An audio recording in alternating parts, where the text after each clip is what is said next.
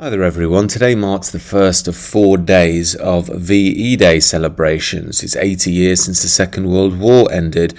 Now, as tends to be the way with these things, there will be that blend of British pageantry with the modern world glitz and glamour, which tends to work quite well in London. The buildings can look very good and so on.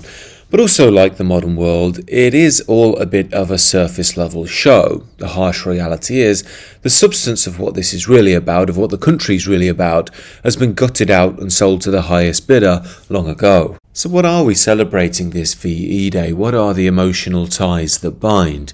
Are we celebrating that Britain has gone from strength to strength since the end of the Second World War, that we lead civilization, that her people are happier and healthier than ever? I think we all know that's not the case, and to my mind there are two key things going on here.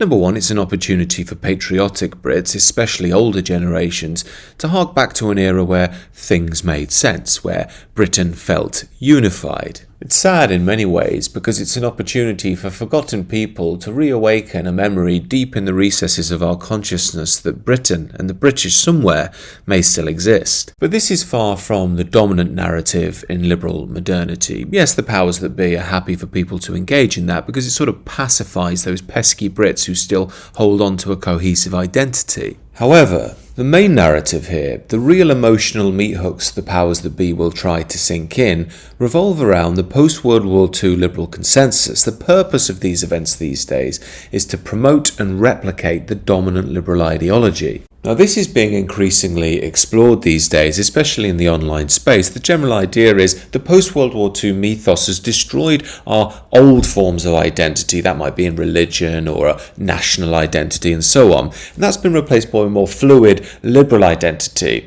Satan, if you will, has been replaced by Adolf Hitler. And anything that isn't liberal and tolerant is always one step closer to Nazism, the ultimate evil. Now, I'm saying this, Stasi, yes you, not to mount a defence of Nazism, but instead to show how the liberal regime has corrupted the idea of tolerance in order to enforce its will across the board politically in the Western world. Now, innately, there's nothing wrong with tolerance. It's like compassion, one of those feminine emotional energies. And the problem only really occurs when you decouple it from the masculine energies like discipline and borders and structure. Now, that relationship between the masculine and feminine energetic forces is always moderated by the great tradition, the philosophy, the religion which maintains a civilization, Adam and Eve, Rama and Sita, yin and yang, and so on. Now, liberal modernity in the Western world has destroyed any notion of heroic, sacred masculinity. I've spoken about this many times on the channel. The only time you'll see masculinity spoken about now is either if it's to call it toxic on the one side for being too extreme, or it's good because it's aping feminine qualities like tolerance and compassion and so on. Yet the irony here is, if you remove the need for the loving, wise, authoritative father represented by the dad in the home and God the Father in the culture, you will create lost, errant young men. They may go into anxiety, they may go into anger and aggression, but there's no one there to contain them and show them the way, and that's exactly what the system wants, so it can be more censorious and more controlling of young men. In essence, the problem the modern West has isn't, quote, toxic masculinity. That's a symptom of the lack of masculinity on offer. The problem the West has is a devouring, controlling mother energy. Now, the reason I'm breaking all of this down is to expose how the mainstream liberal system promotes ideas of tolerance as the ultimate moral good while demeaning masculine qualities such as boundaries, borders, cohesive identity, protecting the integrity of what's already there. Of course, that becomes a precursor for people to accept mass immigration and multiculturalism as if it's completely normal and the ultimate moral good. And this is why, in this day and age, as we're all so used to, if anybody states that migration is out of control, whether legal or illegal, it's a matter of time before the liberal mainstream are going to insinuate or outright call you a Nazi.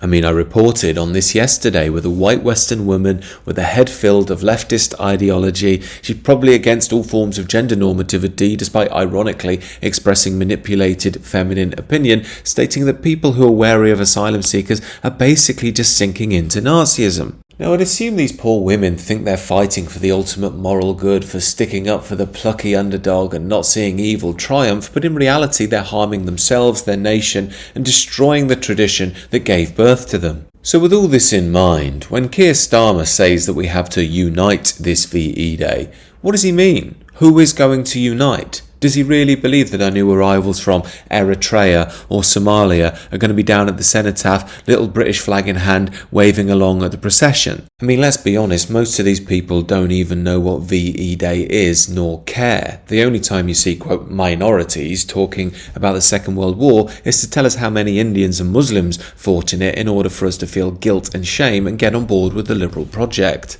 When Keir Starmer tells us to unite, what he means is for the indigenous people to gather round and revel in the prevailing liberal ideology so globalists like him can see their worldview dominant. And again, the great irony here is they're using the pretext of a national celebration in order to undermine the very idea of that nation. After all, we're seeing the prevailing ideology of globalism, which promotes British being a minority in Britain, our national religion and tradition being swallowed by secular liberalism and potentially even Islam one day. We're seeing our very way of life pulverised. And in closing, I hope it's been clear throughout that I don't wish to besmirch the memory of any of our men who died in tragic wars. That includes other European men and men around the world. Such men were willing to fight and die for the countries and people they loved. This was a non-rational act of deep instinct and something that the modern globalist leaders we had could never understand. So, to be honest, I find it hard to celebrate this VE Day because it seems to me the betrayal of our ancestors and their way of life has been so evident.